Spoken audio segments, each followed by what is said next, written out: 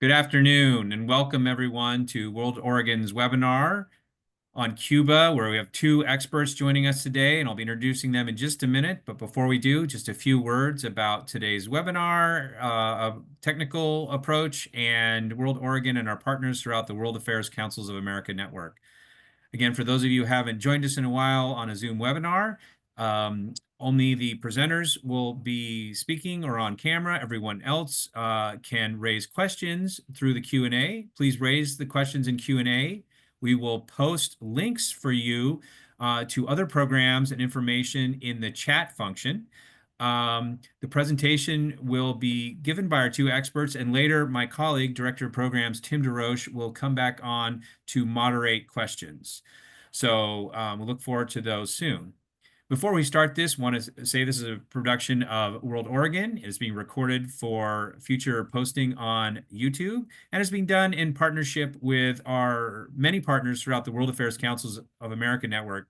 Too many to mention today, although I would like to give a shout out to the World Affairs Council of Seattle, who just hosted a great program that many of us and our sister councils co-presented on 9 a.m. Pacific time on Syria. So for those of you who joined us on the previous one and this, I think you're in for a real treat today for some top-notch experts on some hot places around the world. Again, a reminder, this is the season of giving and supporting nonprofits, both doing direct service and those of us that are in the long game of a more peaceful, prosperous world. We really do appreciate your gifts as you consider that, either to World Oregon or to your local World Affairs Council. I am posting in the chat links where you can donate to World Oregon. And if you are zooming in from another World Affairs Council, I encourage you to support them. Also want to highlight our upcoming programs.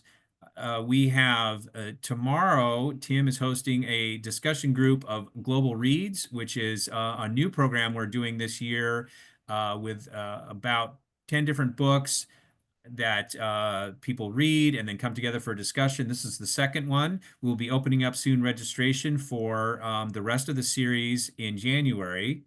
And then likewise, next week, we expect to be posting the full schedule for our Great Decisions program, which we do in partnership with the Foreign Policy Association and many of your other foreign policy partners throughout the World Affairs Council's network also host Great Decisions. So if you can join World Oregon live in person or online, or you can join one of our sister organizations. And without further ado, I want to turn to today's program. Today's program, as he said, is focused on Cuba, 10 years after Washington and Havana's historic détente.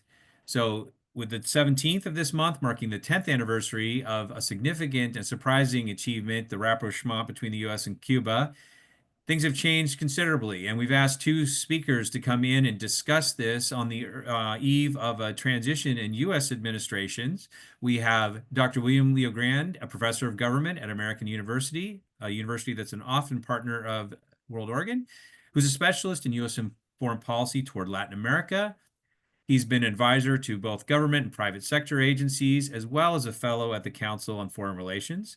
He's joined by Peter Kornbluh, who directs the Cuba Documentation Project at the DC-based National Security Archive, who does great work on declassification of U.S. government records on many issues, particularly having to do with Cuba, including past crises like the Bay of Pigs, the Cuban Missile Crisis, and past diplomatic efforts. They are the co-authors of an article published just yesterday in Foreign Policy magazine that my colleague Tim just posted in the chat on the current and urgent relevance of this 10th anniversary of the détente in the two countries and where things are headed now. Without further ado, pass to our experts who are repeat presenters for World Oregon and our World Affairs Council network. Peter and William, welcome, and the floor is yours. Thank you so much. I think I'm going to go first. I do want to thank World Oregon and especially Tim DeRoche for putting this together. We've been talking about it for months. We've been talking about it because this is an anniversary, this 10th anniversary, that not only should be received high-profile attention from all of us interested in foreign policy, and particularly the resolution of seemingly intractable problems, the focus on dialogue, negotiations, in this case, secret back channels to Cuba, if you will. Not only should it receive attention for the achievement that it was, but it is so relevant today as the United States is going in a very different direction, and the US government, and particularly the incoming administration, is already tried and true in terms of its resort to a more punitive, hostile, and aggressive policy towards Cuba. So what better time, what more relevant time to actually discuss the merits of what happened 10 years ago. And let me just say that William Leogrand and I were actually in Cuba by coincidence 10 years ago on December 17th, 2014. We were at a conference on US-Cuban relations, and we were about to go to the panels to that conference when the news started to creep in that something very dramatic had happened. 3 Cuban spies had landed in Cuba on a private a US government plane, a subcontractor for USAID, Alan Gross, and a CIA asset inside the Cuban government who'd been arrested and incarcerated, were now on a plane back to the United States. And then at noon, as Barack Obama went on television in the United States, and at the very same time, President Raul Castro in Cuba went on television in Cuba to both announce that the United States and Cuba had agreed to normalize diplomatic relations and work towards overall rapprochement in our general political, economic, and diplomatic ties. This was an amazing achievement. And to be in Cuba and to see the reaction firsthand, almost immediately, the euphoria just broke out. Car horns started to honk. People went out into the street. There were like impromptu parades. I remember walking through the Hotel Nacional and having the busboys and the waiters hug me, give me high fives. I went out into the parking lot to take a taxi, and the taxi driver said, "This is the greatest thing. Thank you." So you don't have to thank me. You know, it's not my doing, but it's long overdue. And he said, "Finally, I'm going to be able to get a Ford van." That was his first thought. Normalized relations meant there would be normal economic relations. There hadn't been any new US cars in Cuba in almost 60 years. And that's why you see all the old, very old vintage US automobiles running around the streets there. And now his hope was that he could actually get a Ford van. And his aspirations, I think, really reflected the population at large in Cuba. There was a lot of issues there. One was a dark shadow of the kind of ever-present threat of the Colossus of the North of the United States was being lifted. 2 was eventually people hoped the embargo would be ended and there'd be normal economic ties and cultural ties, both of which have very strong appeal to Cuba and to Cubans because they're so closely tied to the United States, even with these almost 6 decades of hostility at that point between the United States and Cuba. And so the hopes and aspirations were extraordinarily high, and you could see them from literally the first hour onward. And for the next 2 years, that euphoria, those hopes continued to increase. Obama and Raul Castro moved very quickly to normalize relations. There was a series of steps that began almost immediately at the beginning of 2015. One was that President Obama ordered a review of Cuba's status on the so-called State Department list of nations that support international terrorism. Cuba got put on the list during the Reagan administration. President Reagan decided this was a good way to pressure Cuba for its support for revolution in Central America. Had nothing to do with international terrorism, really. And it stayed on the list for political reasons. And now Obama, to normalize relations, was going to take it off. And he did that review, and he removed Cuba from the list a few months later. The Cuban embassy officially reopened in midsummer of 2015, and then a month or so later, the U.S. embassy in Havana reopened. John Kerry flew to Havana, gave a beautiful speech. The U.S. government tracked down the 2 Marines that had lowered the flag when diplomatic relations were broken back in early 1961.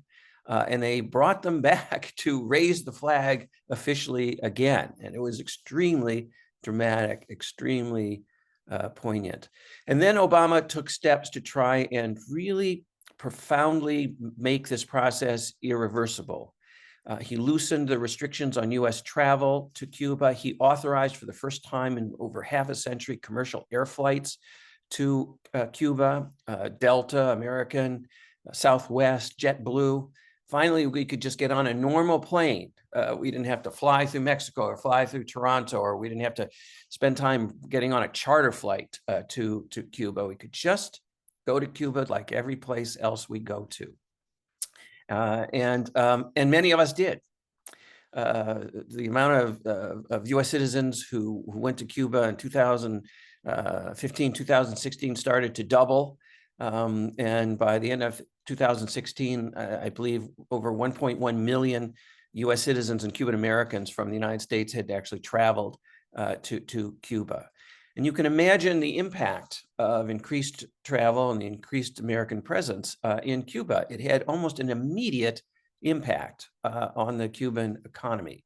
The whole tourist sector started to flourish, and we're talking about Airbnb rentals, we're talking about taxi services, we're talking about private restaurants that proliferated.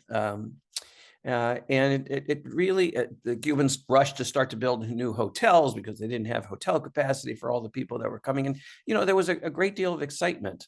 And then to really try and consolidate this new approach to Cuba, Obama actually became the first U.S.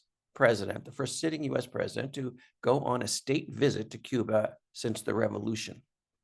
I was incredibly fortunate to be able to go with him as part of the White House press corps and to go to all the speeches, events, and press clubs, even to the baseball game. There was a little baseball diplomacy that was going on. Obama brought the Tampa Bay Rays to play a Cuban All-Star team, and I and all the other journalists were sitting about 12 rows behind Obama and Raul Castro as they were at the game. And, you know, it was a very significant moment. That was in March of 2016. And, you know, at times, Obama was so popular during this short 2-day visit, Cubans turning out into the street, watching him on television, listening to his extraordinary speech that he gave to in the National Theater, the Alicia Alonso Theater. You have to imagine a beautiful ornate theater, a big balcony straight in front of the stage, the whole Cuban Politburo with Raul Castro in the middle, sitting in that balcony, looking down on the president of the United States, and the president of the United States saying, you know, I'm here to, you know, take the final step to end the Cold War in Latin America. You have nothing to fear from the United States, Mr. President. He looked right over at Raul Castro, who was actually sitting right above me in the auditorium.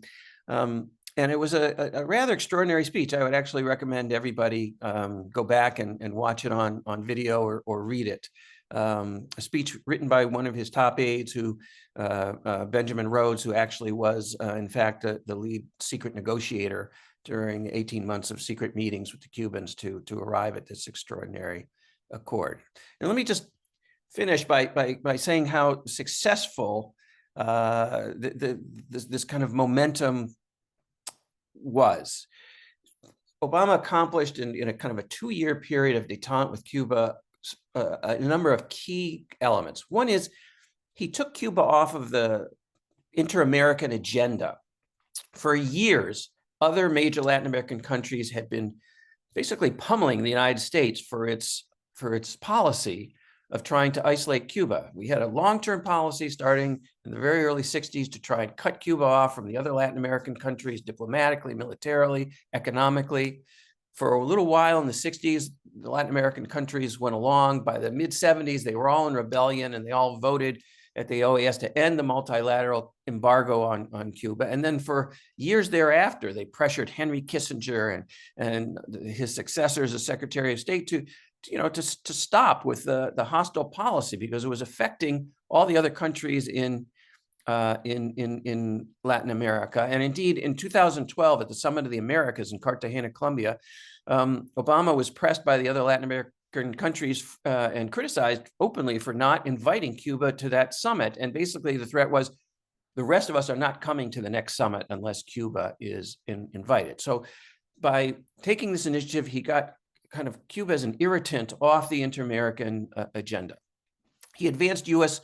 security and national interests. A bilateral commission was set up between the two countries, under which there were special committees to examine key issues of mutual interest. Counter narcotics, extremely important, and collaborating on stopping drug trafficking from going over Cuba, around Cuba, through Cuba to the United States. Counterterrorism, which was obviously a key threat and remains a key threat that Cuba could help with.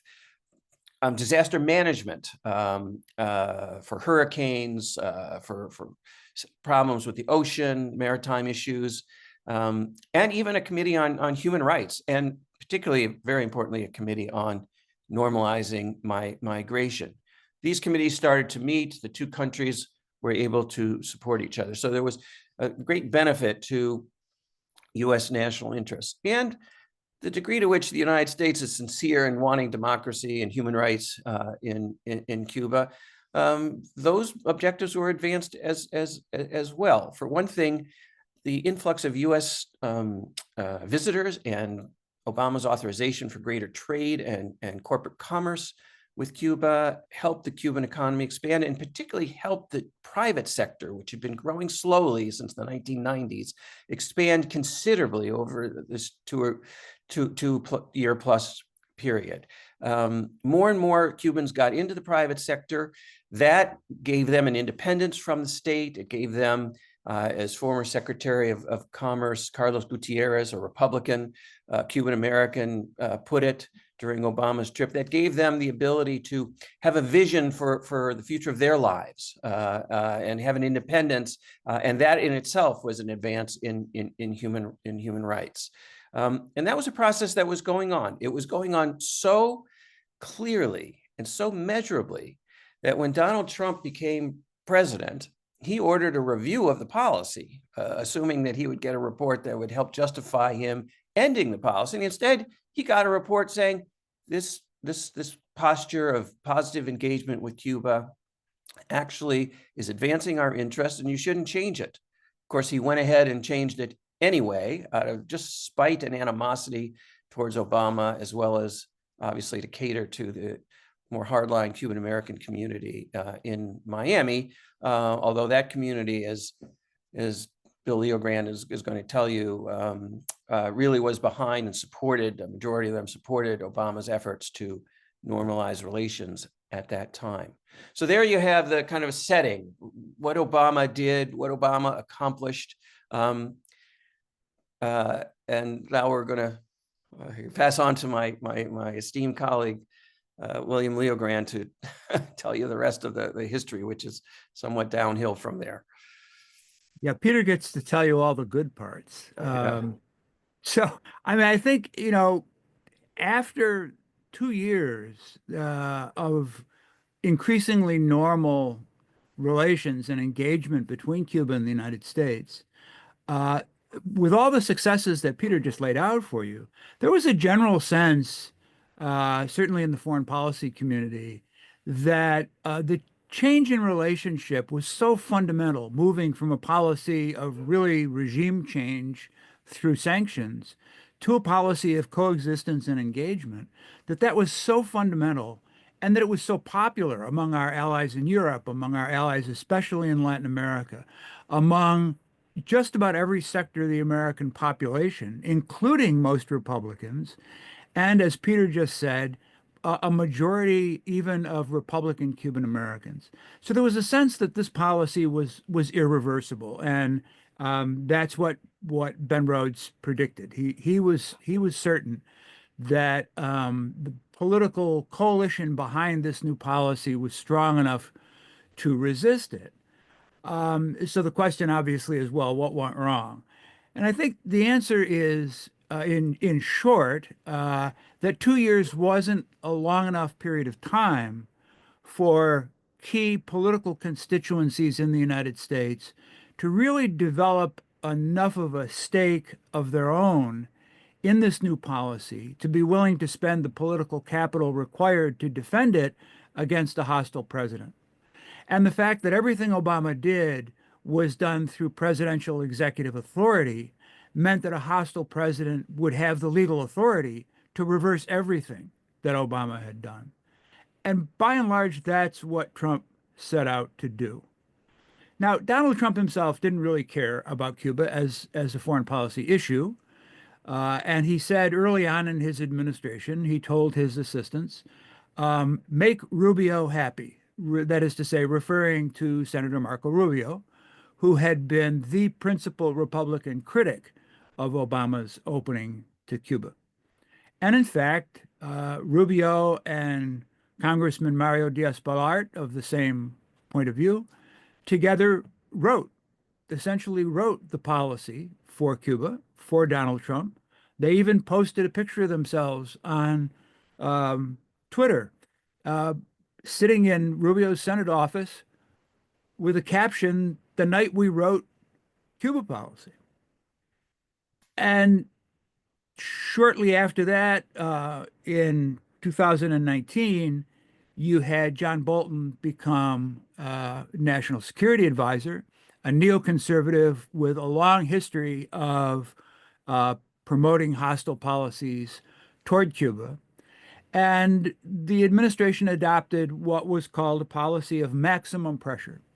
So most of the regulatory relaxations that allowed freer travel, that allowed more commerce, were reversed by the Trump administration. And they set out to cut off all the sources of foreign exchange, hard currency earnings, foreign exchange earnings that was flowing into Cuba in order to strangle the Cuban economy in the hopes that that would be sufficient to collapse the Cuban government. Now, that's a strategy the United States had been following literally since 1960, the embargo and the sanctions surrounding the embargo. It hadn't worked for more than 60 years, which is why Obama changed it. And as he said himself, it's time to try something else. But under the sway of conservative Cuban Americans in South Florida, Trump went back to the same old policy. And with a little bit of help from COVID, they were quite successful in actually doing the kind of damage to the Cuban economy that they had intended. So the first thing they did, as I say, was they reduced travel, but then COVID cut off travel altogether because, of course, the island shut down and no one was traveling as a tourist to the island for almost 2.5 years. That was more than $3 billion that the Cubans lost as a consequence of that. They put restrictions on the remittances that Cuban Americans could send to their family on the island. That was another $3 billion a year, and about 2/3 of which ended up being cut off because of those sanctions. They put Cuba back on the State Department's list of state sponsors of international terrorism, which meant that banks around the world just wouldn't do business with Cuba because when a bank has to do business or is going to do business with a customer that is suspected of terrorism, it has to engage in what's called enhanced due diligence. They have to take a careful look and make sure that none of these funds are being money laundered or that they come from terrorist activities or that they fund terrorist activities. And banks just weren't willing to go to the trouble to do that in the case of Cuba or risk being sanctioned by the United States if they made a wrong move. And so the consequence of all of these sanctions converging on Cuba all at once was that it sent the Cuban economy into a real tailspin. Now, the Cuban government made plenty of policy mistakes on their own, one of which was trying to change the structure of their exchange rates and currency, which set off hyperinflation. But the Cuban economy was a little bit like a customer with, or excuse me, a person with pre-existing conditions when COVID hit.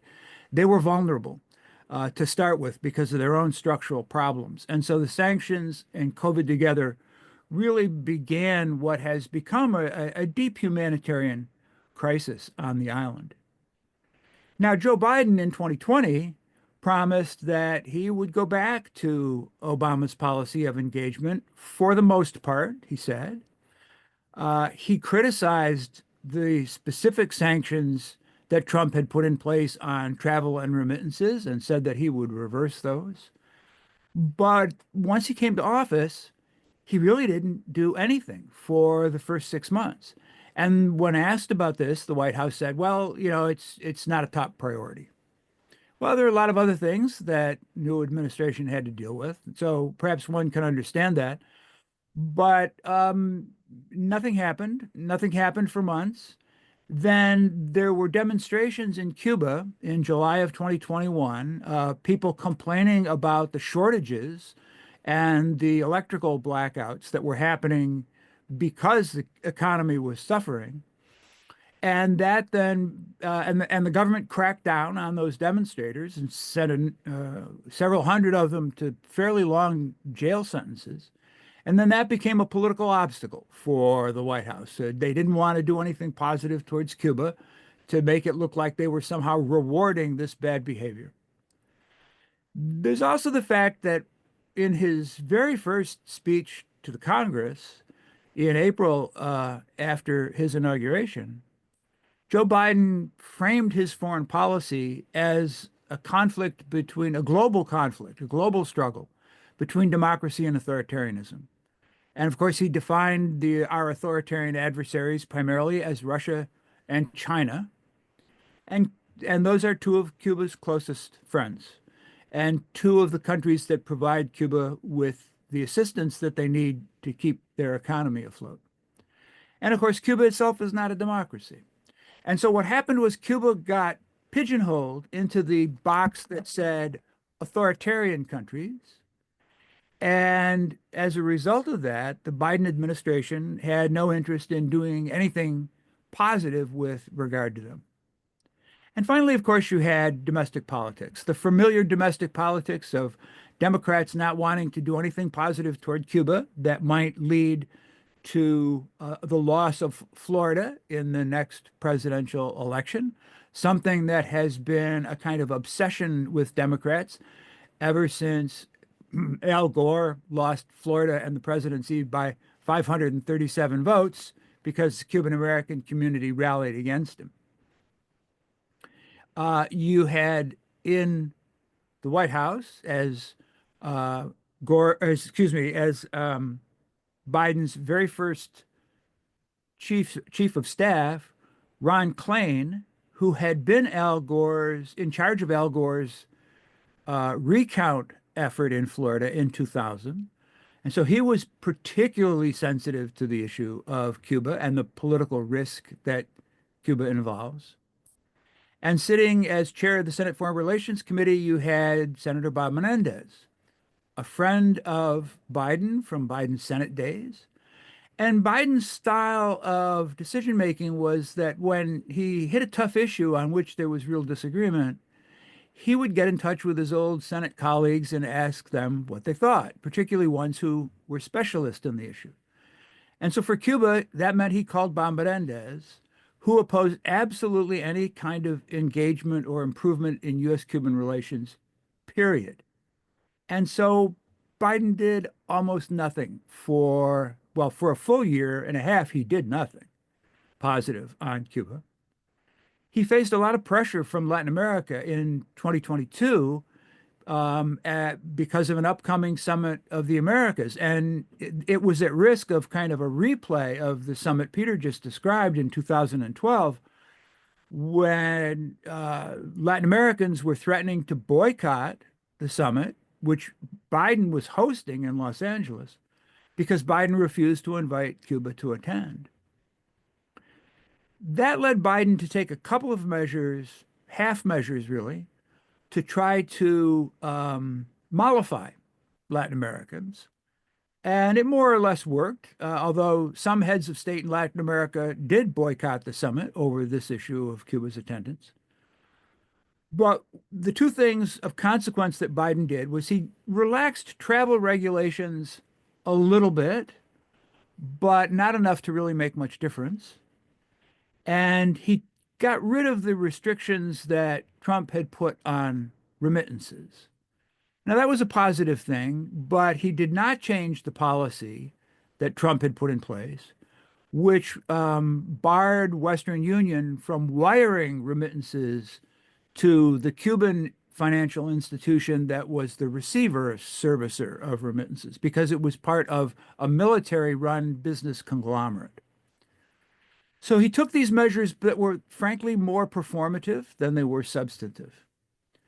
He never took Cuba off the State Department's list of sponsors of international terrorism, even though Secretary of State Tony Blinken testified before Congress that the rationales that are reported every year in the State Department's annual report on terrorism, that the two rationales for why Cuba was on the list were no longer true.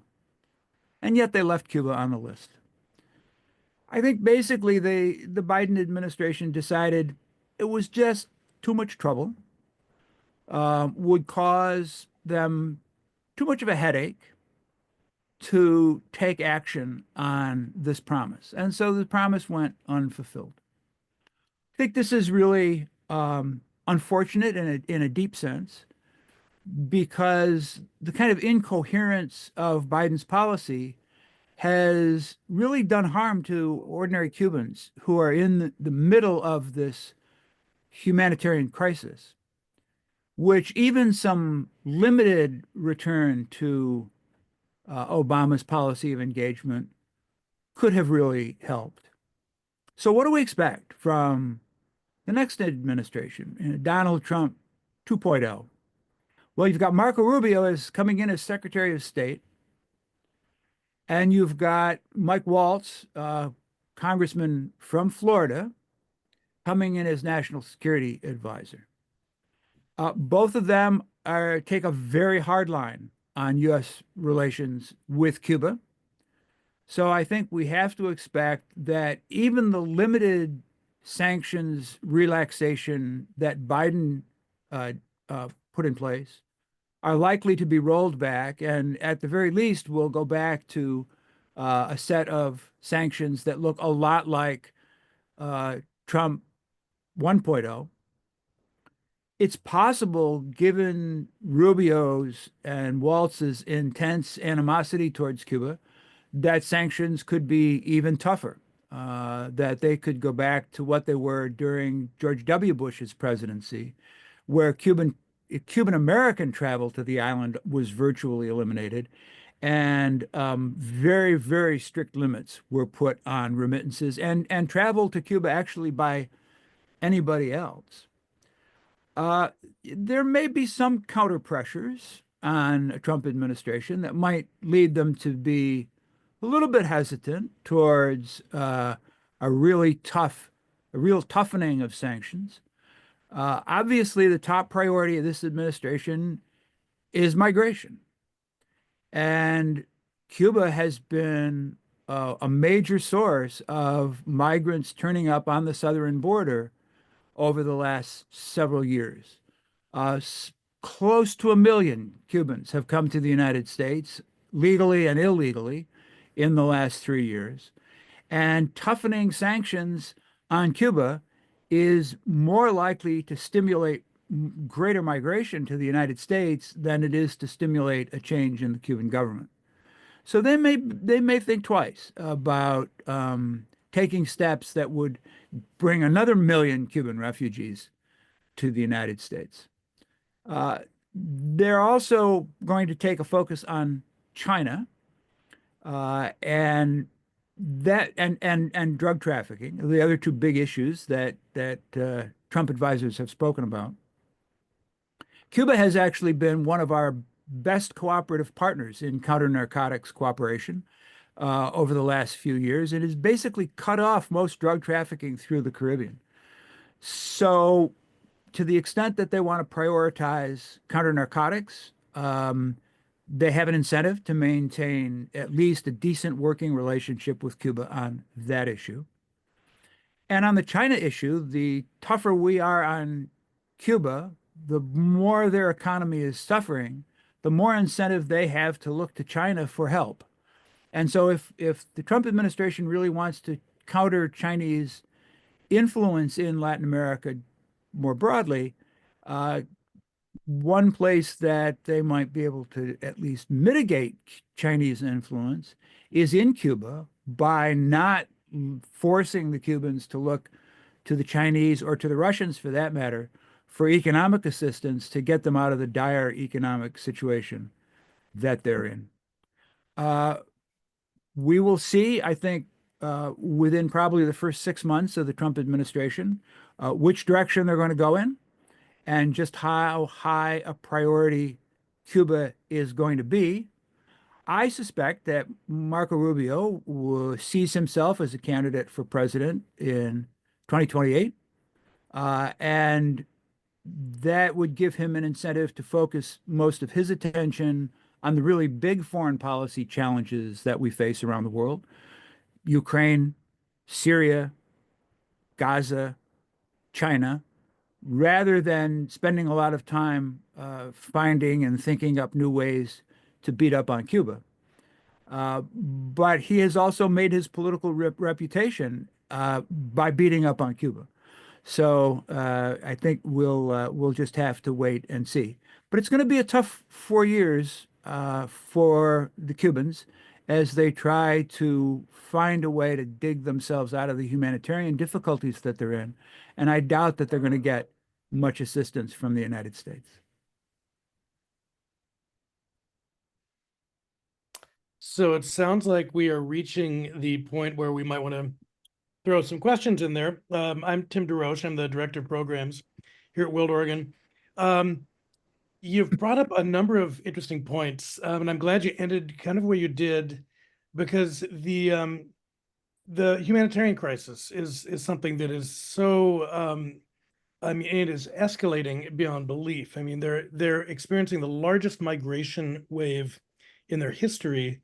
I think what I've read is they've lost about 10% of their population since 2020, and I mean, they're migrating to the U.S. at an amazing rate.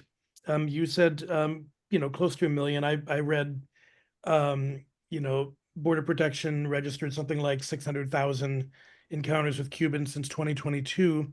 So if we don't begin to look at aid and trade and other forms of diplomatic normalization, aren't we just going to, in fact, see this increase?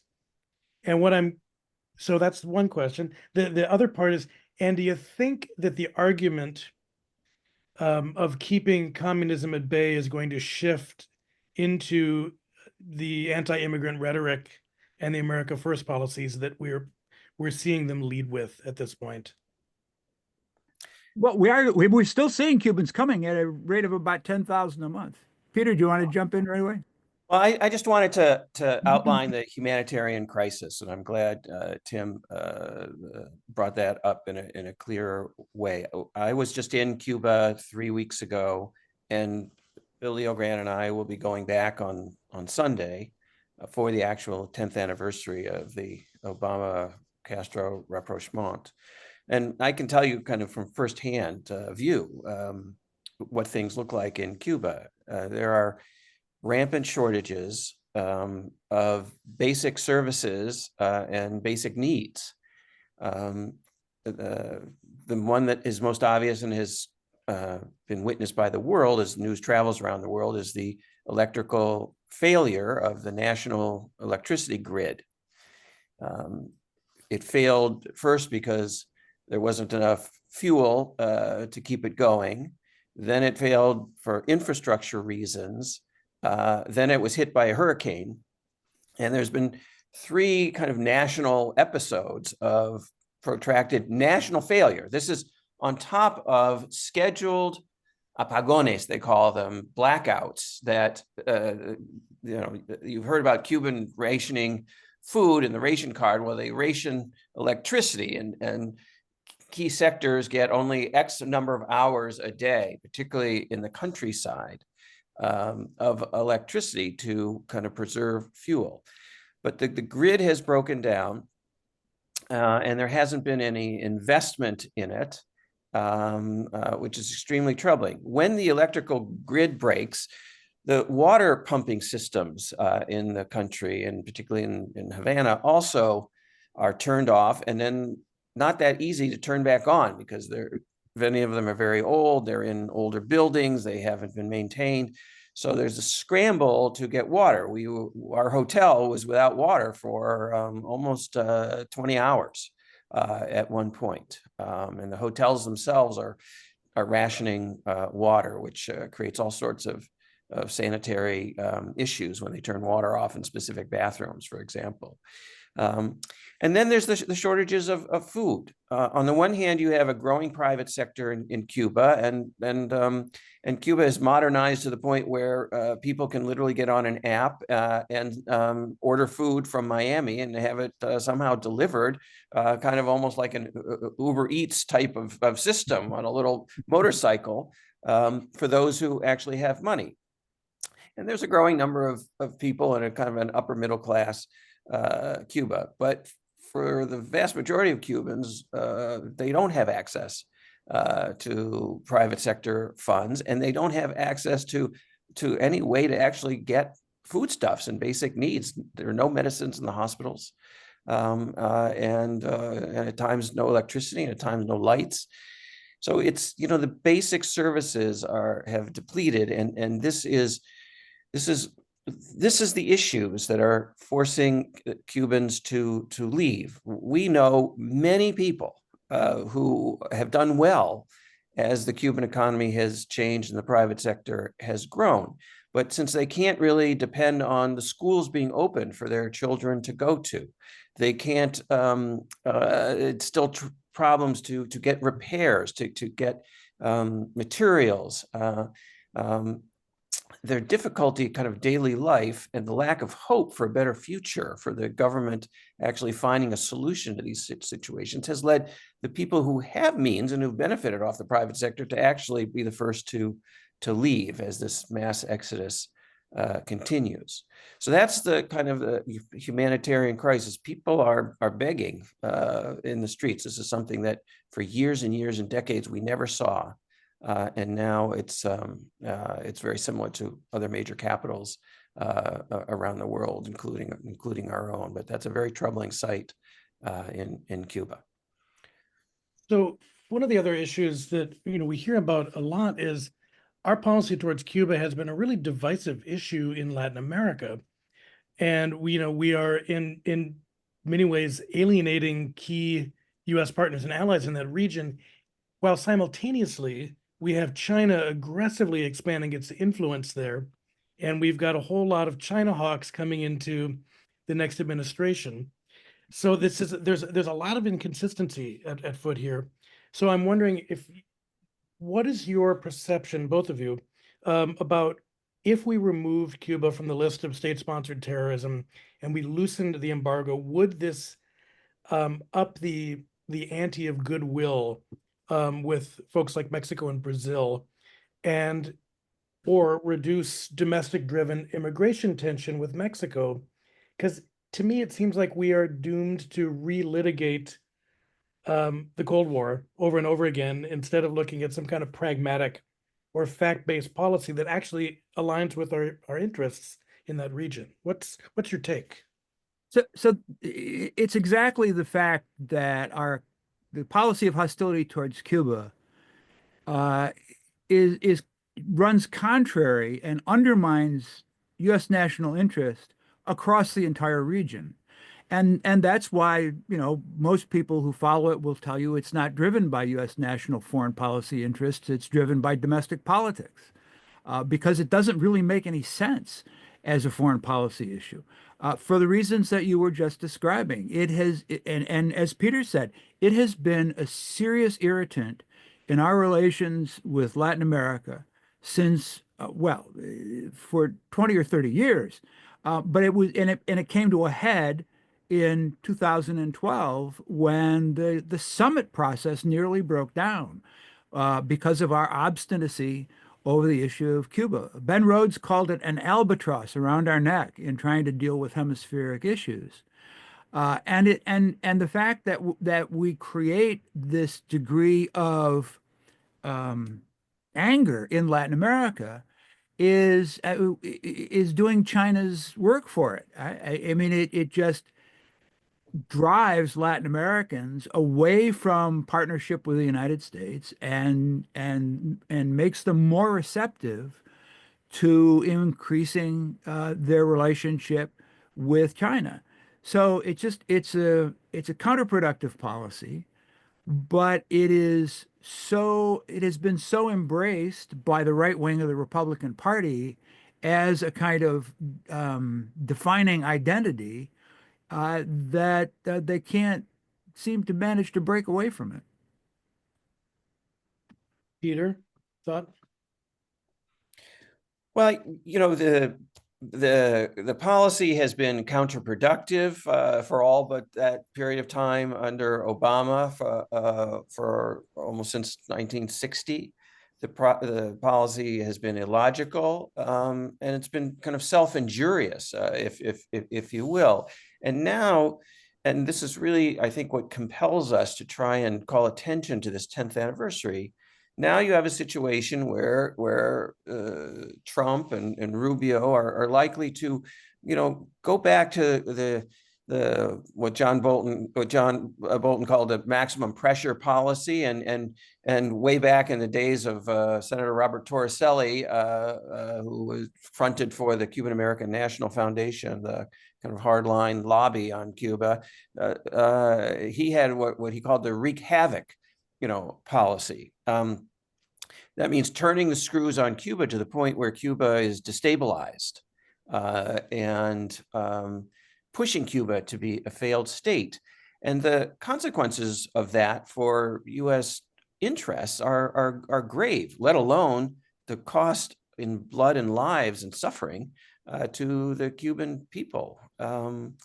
Really extreme. You're going to you have the issue of migration, which is no easy thing. Cubans have to sell everything they own. They have to take an outrageously expensive airplane flight to Central America, Nicaragua, pay a coyote to help them get up to the border, Mexican-U.S. border. It's a dangerous and violent and costly experience. So you have migration, which is contrary to Trump's interests and the interests of the United States, unrestrained migration. You have the threat of instability and violence in Cuba, and the pressure that would bring on the United States to resort to what was called gunboat diplomacy, at the turn of the 20th century. And Bill Leogrand and I have looked at major U.S. defense reports that date all the way back to the early 1990s. In the early 1990s, you may remember the collapse of the Soviet Union brought about what the Cubans called the special period, also a very dramatic economic crisis in which there was literally no food, no fuel, very difficult for everybody until the economy got to reconnect with other parts of the world. You had a situation then where the U.S. military was warning, this is not in our interests. This is not in our interest to not help Cuba get out of this crisis, because if there's instability, if there's violence, the pressure for U.S. military incursion will be quite strong from the community in Florida. I remember there was one State Department official who wrote an internal secret memo basically saying, Cuba is burning, and we're just talking about, little fiddling, with various regulations and that kind of thing. Really what we want to do is help Cuba stabilize to avoid disaster for ourselves. So the reason we, I think, feel so strongly about resurrecting the model that Obama left us is because it affords us the ability to look at something that happened very recently, a historic foreign policy achievement that truly does offer a better way for U.S. interests, its own interests, and the interests of the Cuban people. So we've got some good questions coming in from our audience. You just mentioned maximum pressure. One of the questions is, doesn't continued Cuban autocracy contribute to the decision to restore maximum pressure for democratic changes? William? Well, so, there are a lot of autocratic governments in the world. Some of them we see as adversaries, and some of them we're partners with, frankly, we're allies with. The question ought to be, the question ought to be twofold. Does a policy of pressure, like Trump put on Cuba, does it advance the cause of democracy or human rights? And we've been pressuring Cuba since 1960. And it has not advanced the cause of human rights or democracy on the island. So it seems to me that the policy of pressure fails that test. Does the policy replace the government with a better one? Well, 60 years on, it hasn't replaced the Cuban government. So it doesn't really achieve anything in terms of the national interest of the United States or the interest of the Cuban people, because it's making their lives miserable right now. It's contributing to making their lives miserable. Is it the reason that Donald Trump imposed the policy of maximum pressure? I don't think so. He didn't have a policy of maximum pressure towards North Korea or toward Saudi Arabia or toward Putin's Russia. So I don't think that autocracy was the defining characteristic there. I think it was exactly what Donald Trump himself said it was: make Rubio happy. So we've got a couple questions I'm going to morph together. The first one is, we often hear that healthcare and education are key values, really big values for Cuba. But the question is, what are the greatest skill sets that immigrant Cubans bring to the U.S.? President Obama, in his speech to the Cuban at the Cuban National Theater when he visited Cuba in March of 2016, he alluded to the fact that the United States of America knows the skills of Cubans because they contributed so much to the development of Miami. And he lauded Cuban Americans for their entrepreneurial energies and creativity. And he was basically saying to the Cuban people who are still on the island, you're part of that same family, part of that same nation. We know you have those entrepreneurial and creative energies here, and we would like to see those expand. And our policy will be to normalize, economic relations eventually and diplomatic relations now, and build the bridges that economically that contribute to that expansion. So there obviously are, Cubans are very highly educated, at least at this generation. The next generation, it may be more difficult to say that because the school systems themselves are in dire trouble with energy shortages and shutdowns, et cetera. And many of the teachers also joining the exodus abroad.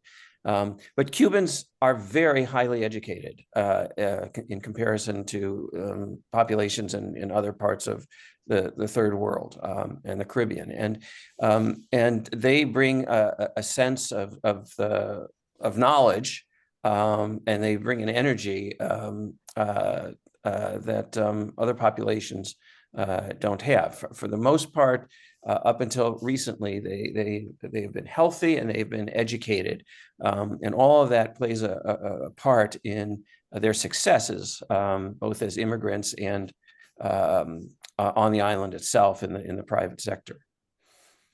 So the next question is I'm gonna mash these up as well. The first is there any organization in the US that is working for normalization within Cuba? And what, if anything, can ordinary Americans do to help ordinary Cubans negatively impacted by US policy? There are a variety of humanitarian organizations that provide assistance to Cuba. It's assistance that typically does not go directly through the Cuban government, but goes to non-governmental organizations. There is a church, a Catholic church organization on the island called Caritas, and there is an organization in the United States called Friends of Caritas.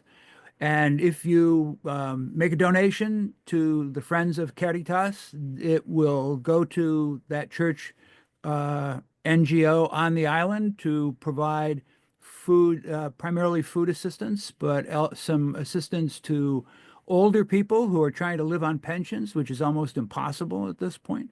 There is another NGO called Global Health Partners that specializes in sending medicine to Cuba.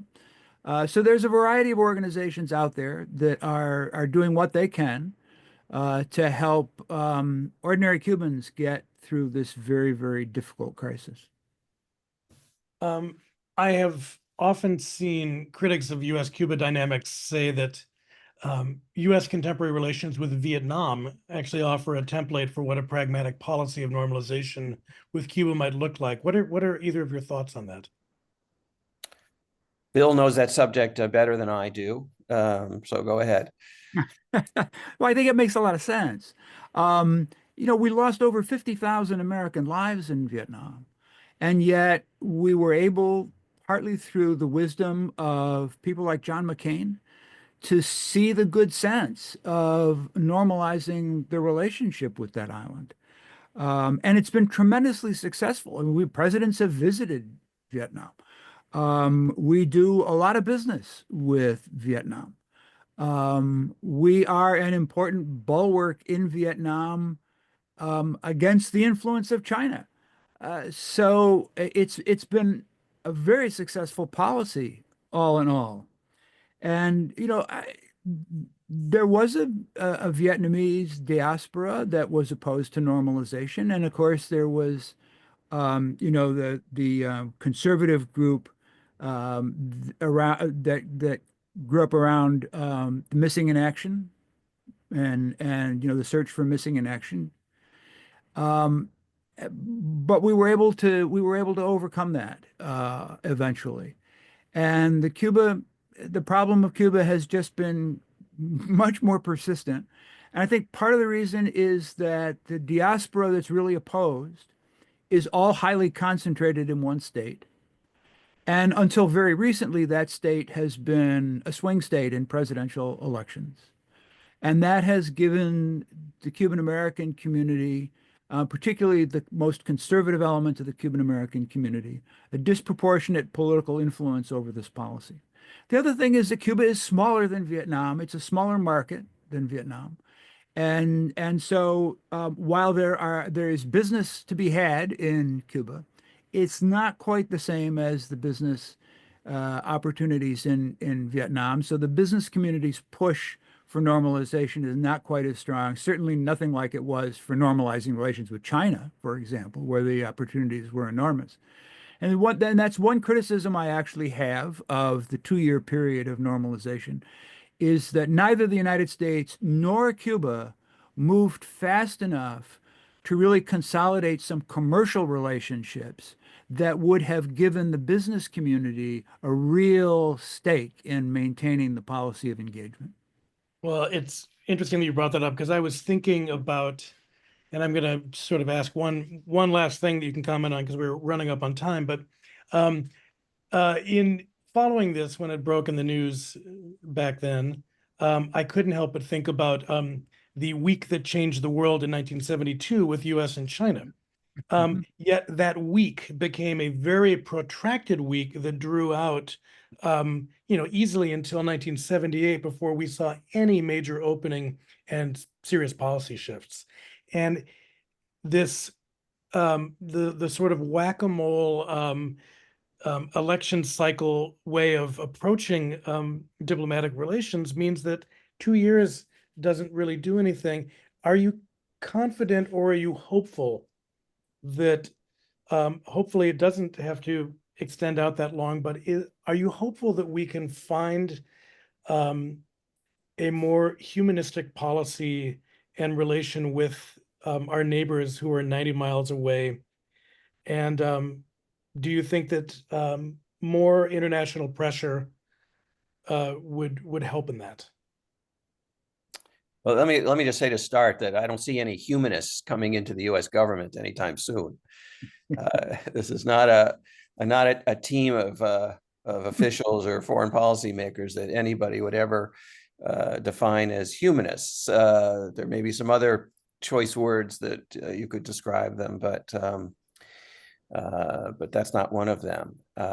And you know, the models of our relations with Vietnam, I mean, if we can overcome a war when so many people died on both sides, such a waste of life, and enter into normal relations, you would think we could do the same in Cuba. And what's important, and why this 10th anniversary is important, is to remember that Obama showed that it can be done.